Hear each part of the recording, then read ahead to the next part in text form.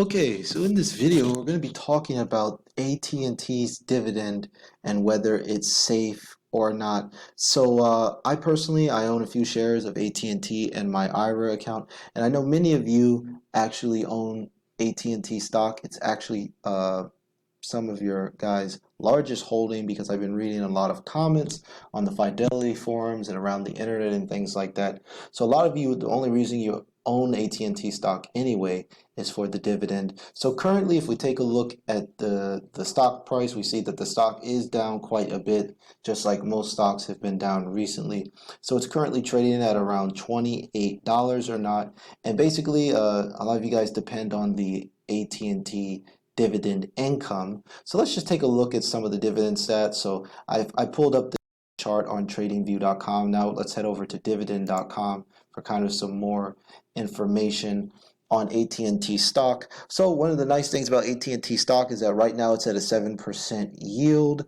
and the annual payout is around $2.08 with a payout ratio of 58%.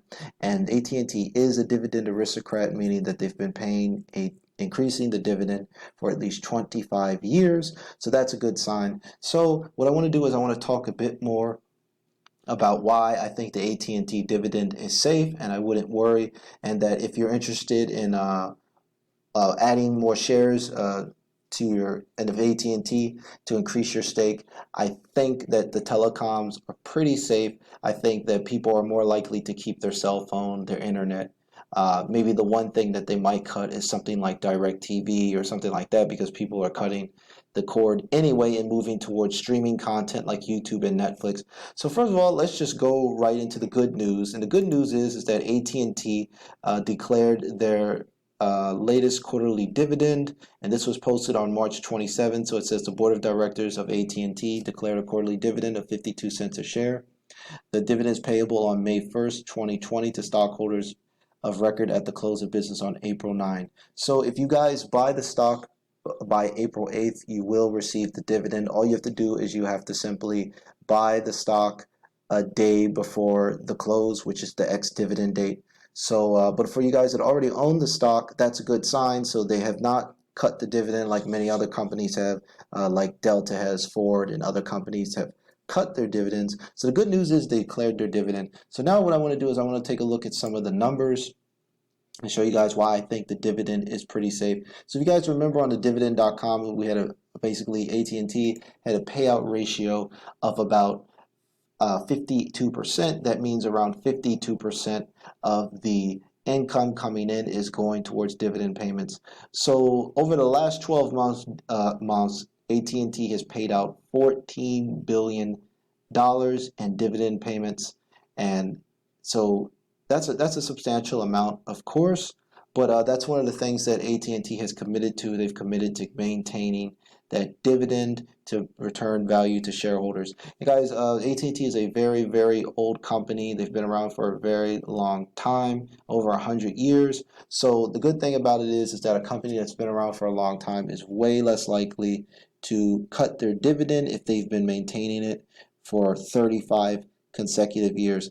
So then the second number we want to look at is we want to look at free cash flow. So free cash flow is a simple metric that you can use to basically figure out how well a business is doing turning kind of the capital that they spend on making products and services, how well they're bringing in positive cash flow. So with $29 billion in positive cash flow, but the dividend payout is only around 14 billion. So according to that, as long as they don't see a huge reduction in revenue, they should be able to easily maintain that dividend payout.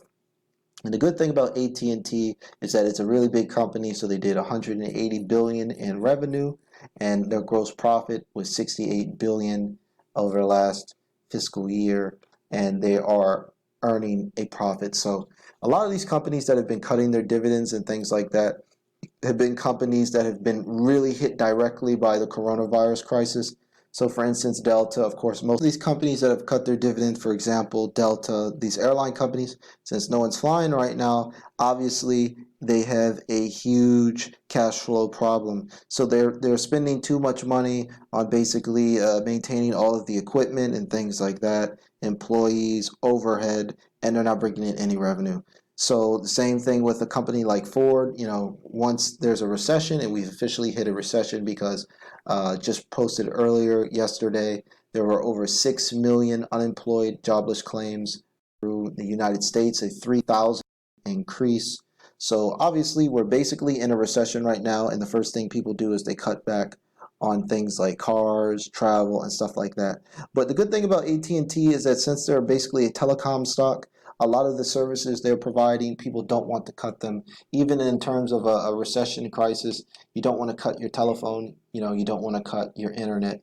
You still want to use these services to communicate with your family, your friends. If you're working remotely, you're obviously going to need internet.